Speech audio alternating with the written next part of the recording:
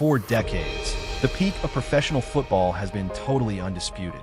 It's a feeling, a sound, a legacy.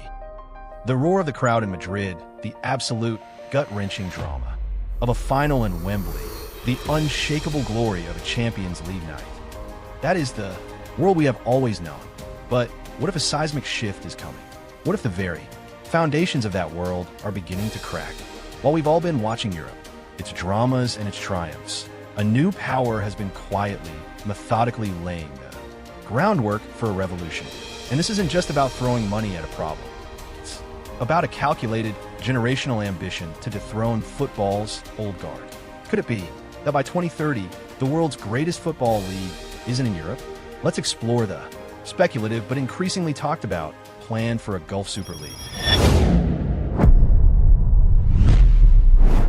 For the last 50 years, European football has been the undisputed king.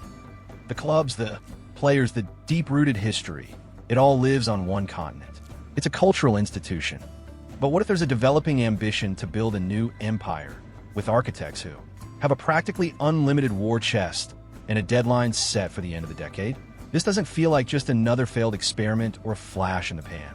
We might be witnessing a tectonic shift in global football, engineered by nations with the ambition, and, more importantly, the capital to reshape the world's most popular sport in their own image. This is a move born out of a strategic necessity to diversify their economies, away from oil. The high-profile signings of Cristiano Ronaldo, Neymar, and Karim Benzema weren't the end goal. They were the opening shot, a declaration of intent. This project is about way more than just elevating the Saudi Pro League. The true, whispered ambition is a regional Super League. It's a speculative but coherent vision of a football power coalition driven mainly by Saudi Arabia, Qatar, and the UAE, designed to create an entirely new center of gravity for the sport.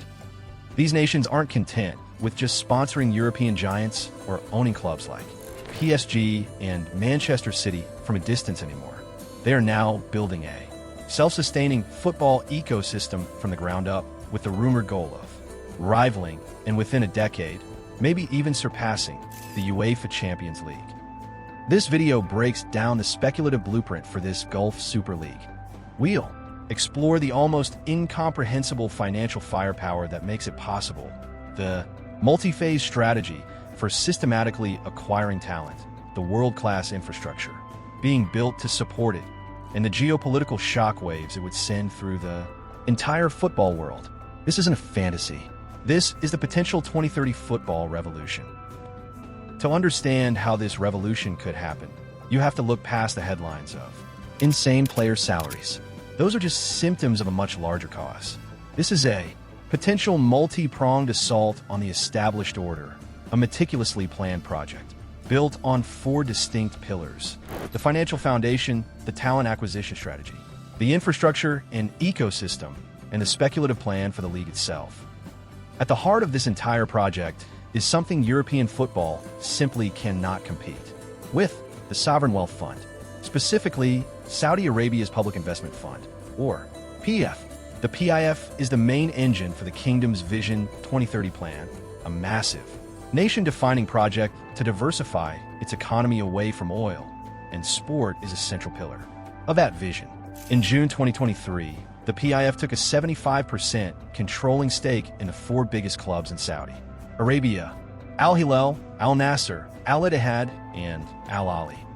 This wasn't a sponsorship deal or a private acquisition. It was a state-led nationalization that effectively turned them into corporate giants fueled by the wealth of an entire nation. The immediate goal is to make the Saudi Pro League a top 10 global competition. To put its resources into perspective, the PF controls assets approaching $1 trillion. This level of financial power utterly dwarfs the revenue of even the biggest European clubs combined. While UEFA implements financial fair play rules to try and create a level playing field and curb unsustainable spending, Gulf states are playing on a different field entirely. Here, football investment is treated like national infrastructure, an asset for soft power, tourism, and global influence, not a business that has to turn annual profit. This model is mirrored across the region. Qatar, through its own sovereign wealth fund, has demonstrated its global influence by owning Paris Saint-Germain and hosting the 2022 World Cup. The UAE did the same with the Abu Dhabi United Group's complete transformation of Manchester City. These aren't just isolated investments. They are interconnected, state-backed ecosystems. The PF, for instance, also oversees LIV Golf and has major stakes in a growing portfolio of other sports, showing a clear, repeatable strategy of using its massive capital to dominate the global sports landscape. This seemingly bottomless well of state funding is the engine that could power the entire Gulf Super League concept, making financial sustainability, in the European sense, far less important than strategic ambition. The first wave of talent acquisition was loud, disruptive, and unapologetically designed to grab global attention. Luring legends like Cristiano Ronaldo and Karim Benzema was Phase 1, a marketing masterstroke to prove that the league was a credible, viable destination for the world's best. But the idea that this is just a retirement league is already being systematically dismantled. Phase 2 appears to be well underway, and it is far more strategic and dangerous to the European establishment. League dealmakers are now reportedly targeting elite players in their prime. There have been reports of a massive, centrally controlled war chest allocated specifically for recruitment, with a short list of world-class players at their peak. This has included speculative, audacious attempts to sign players like Real Madrid's Vinicius Jr., seen as a potential foundational superstar to carry the league's brand toward the 2034 World Cup. The strategy is also culturally intelligent.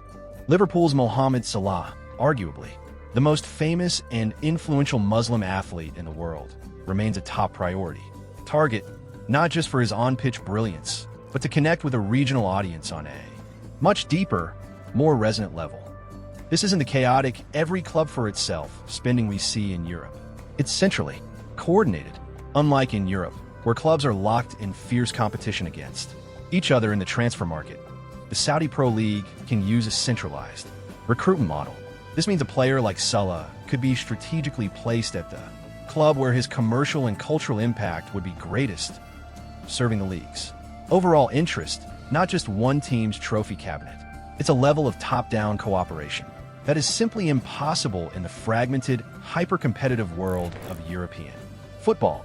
Furthermore, a crucial rule change has already been put in place, increasing the number of foreign players allowed in each squad to 10, which removes a huge logistical barrier to stacking multiple teams with world-class talent and makes building several elite squads at once a frighteningly real possibility.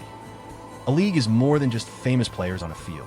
A sustainable football empire needs a solid and deep foundation.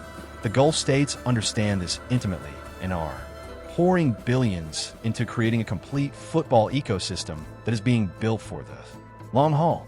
This isn't just about importing talent for a few years. It's about growing it, nurturing it, and providing the world-class environment it needs to succeed for decades. Across Saudi Arabia, Qatar, and the UAE, a new generation of state-of-the-art stadiums is rising from the desert. These aren't just functional venues. They are architectural marvels designed as year-round performance hubs and integrated entertainment destinations. Riyadh's Kingdom Arena is a perfect example of this ambition, signaling a definitive shift away from boring, single-use facilities to integrated parts of the city's sports and cultural landscape. This massive investment is a critical step in preparing to host major international tournaments, which in turn raises the entire region's profile. Saudi Arabia is already set to host the AFC Asian Cup in 2027 and has secured the hosting rights for the 2034 FIFA World Cup, providing a hard deadline and a global stage for this project. But the investment goes much deeper than just concrete and steel. Huge funds are being funneled into youth academies, coaching development programs, and sports science facilities. The goal isn't just to buy the best players in the world, but to eventually create them. This dual approach builds a sustainable talent pipeline and works to embed a real, authentic football culture deep within the population. It's a long-term strategy aimed at both on-field success and off-field societal impact, which aligns perfectly with the broader goals of national plans like Saudi Vision 2030, which explicitly uses sport to inspire youth and promote healthier lifestyles. By investing in everything from grassroots programs for children to elite facilities for professionals, the Gulf states are attempting to ensure their football revolution has the institutional support and cultural legitimacy to last for generations. So, how does this all come together into a final product? A Gulf Super League wouldn't just pop up overnight. It would likely be the final phase of a deliberate, step-by-step process. The most talked about format is a closed or semi-closed league, which would prioritize stability and protect the massive state investments being made. Picture this, a league of 12 to 18 elite franchises handpicked from Saudi Arabia, UAE, Qatar, and maybe other nearby countries. This model would be heavily inspired by the failed European Super League, but with one crucial, game-changing difference. It would have a unified backing of powerful state governments.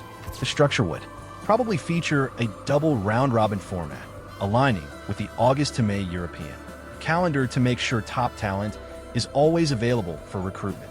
The financial model would be built on centralized media and commercial rights, pooling all revenue to be reinvested alongside direct state subsidies.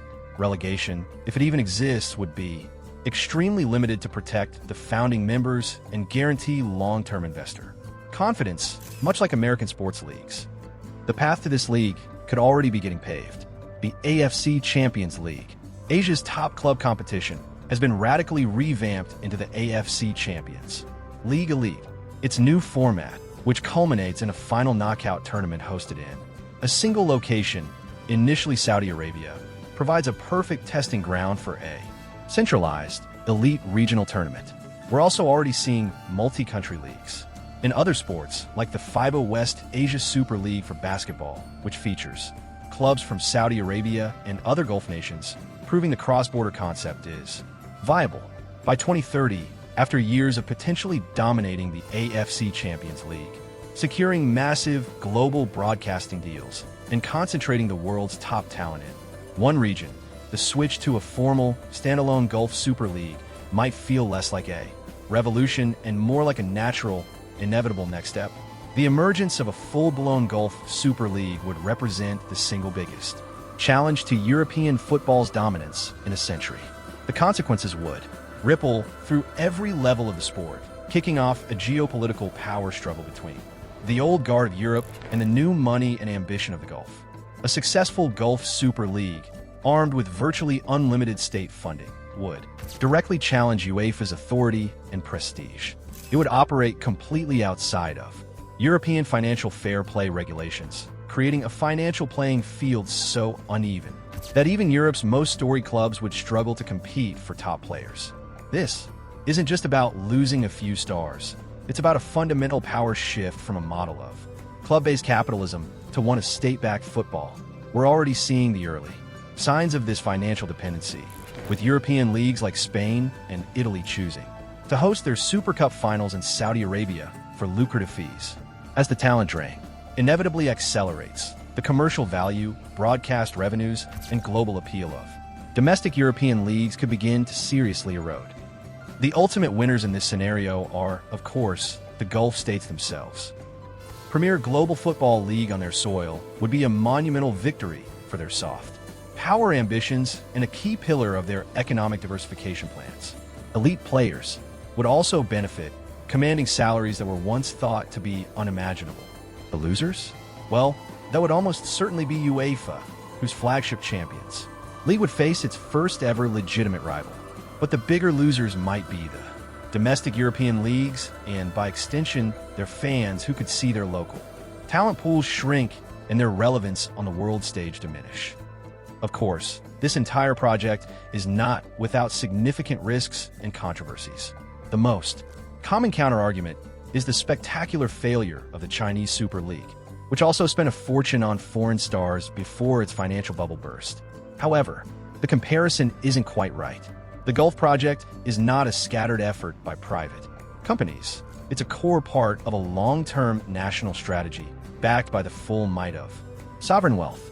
It's also impossible to ignore the persistent and serious accusations of sportswashing, the practice of using high-profile sports to distract from and legitimize regimes with questionable human rights records. Critics argue that these multi-billion-dollar investments are a deliberate attempt to launder the global image of these nations, while the states themselves frame it as a tool for progress, modernization, and social growth. The debate over the ethics of this enterprise will only grow louder as their influence on the world's favorite sport expands. This is one of the biggest stories unfolding in sports right now, and you bet we'll be covering every angle of it. If you want more deep dives into the future of football, make sure you subscribe and hit that notification bell so you don't miss a thing. So, we're at a historic crossroads. For the first time in modern history, a credible, colossally funded, and ruthlessly ambitious project is underway that could build a new football dynasty outside of Europe. The money is there. The strategy is in motion. Ambition is undeniable. The political will is absolute. All the groundwork is being laid to potentially shift the center of the football world eastward by the end of this decade. This isn't just about Saudi Arabia buying the World Cup, Cristiano Ronaldo's contract, or Newcastle United. It's about Qatar owning PSG, the UAE owning Manchester City, and the very real possibility of all these forces converging into a single, coordinated push to create a new footballing superpower.